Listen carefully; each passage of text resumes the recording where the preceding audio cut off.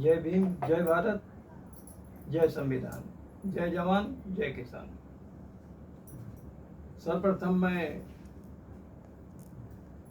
आज अपने कार्यालय में लोकमंच मीडिया का मैं शुक्रिया अदा करता हूँ जो उन्होंने अपना बहुमूल्य समय हमारे लोक के स्नेही संवाददाता को दिया।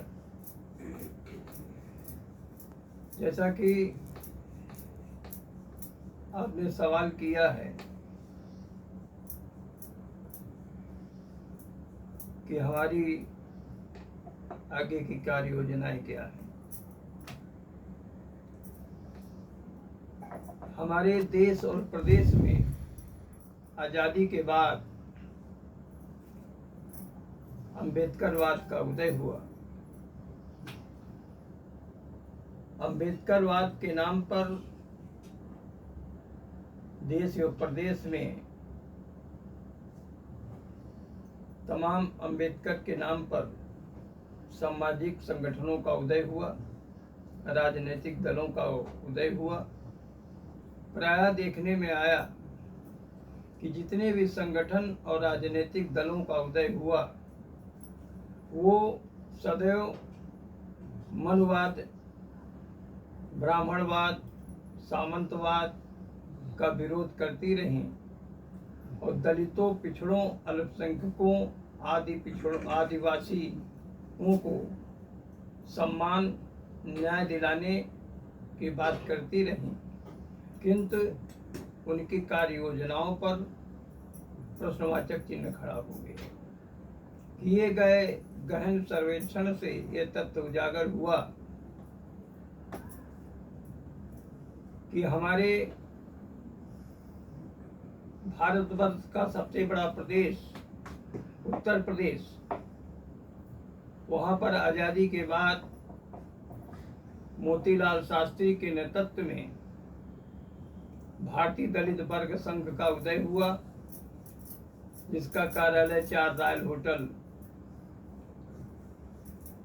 लखनऊ में रहा। विधानसभा के बिल्कुल सम्मुख अम्बेडकर महासभा का गठन हुआ।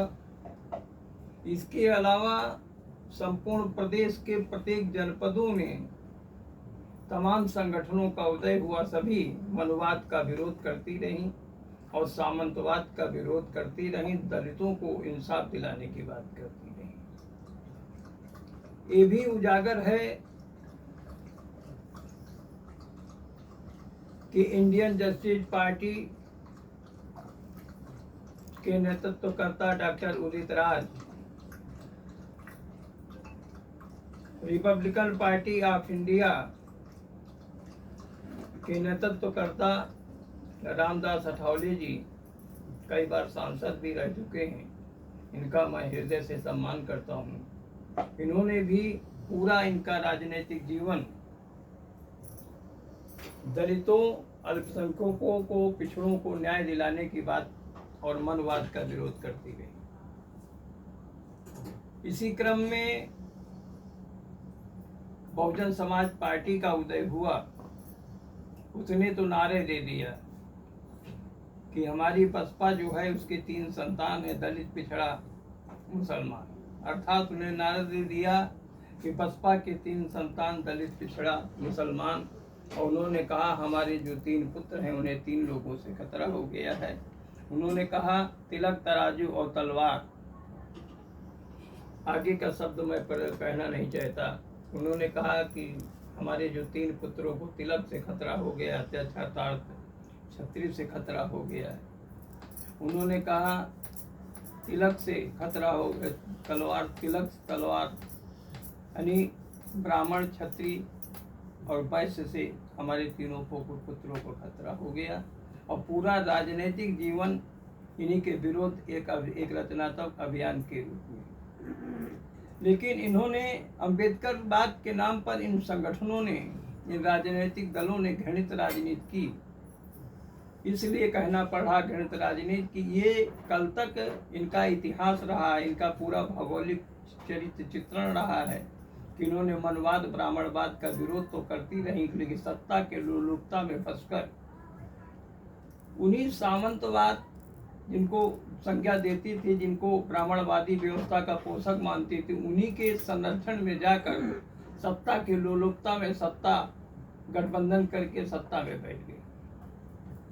और आज दलितों का, पिछड़ों का, अल्पसंख्यकों का यदि कहीं उत्पीड़न होता है तो धृतराष्ट्र की तरीके से और कुंभकर्ण की नींद में लोग सो रहे हैं, उस पर आवाज उठाना नहीं चाहते। इन सारी प्रक्रियाओं को अध्ययन करने के बाद लोक कृष्णायनी देशम ने 3 जुलाई 2025 को निर्णय लिया कि हम अम्बेडकरवाद के नाम पर राष्ट्रीय बहुजन विचार मंच का गठन करेंगे, जिसमें विधिवत 19 सदस्यीय कमेटी का गठन किया गया, सारा प्रक्रिया तैयार की गई और विद एक्ट के अनुसार 20 जुलाई 2025 को समय 11 बजे उत्तर प्रदेश की राजधानी लखनऊ में